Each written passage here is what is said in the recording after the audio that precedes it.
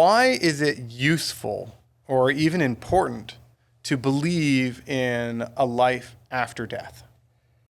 Why is it useful? I think, I mean, number one, I'd say it's just fascinating in the sense that there are people that are so interested in that, and I think that makes a lot of sense. What's going to happen when we die? And then with the, all these people and they're, reporting, coming back from death, and medically or whatever, reporting that fascinates people. It looks like there might be something there.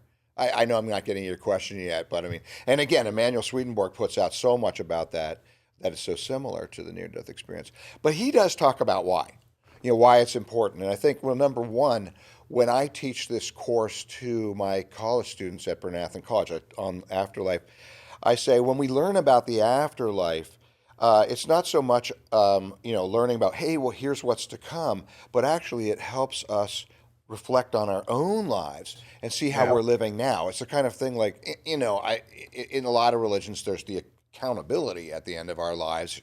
What was your life like? Even in the near-death experience, that this being of light often asks the person who's passed on, what did you do with your life? In a very nice way. I mean, kind of like, hey, what was that like for you, kind of thing. Right. And so with the same thing with Swedenborg, and what he talks about is this world is a preparation period for the being born into the other world. So the whole idea is that we're going to be in the other world in community with one another and in communion with God, growing, loving, whatever.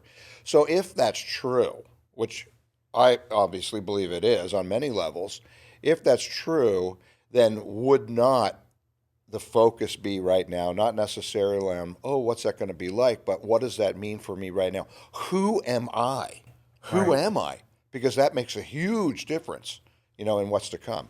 Yeah, and that idea of preparation for something to come, and getting perspective on my life here on Earth as just a normal everyday person has an eternal consequence. Yeah. And so my decisions matter in a sense. Absolutely. And in a previous episode, show, or whatever, we talked about how important that is in marriage, right? To think about it as being eternal.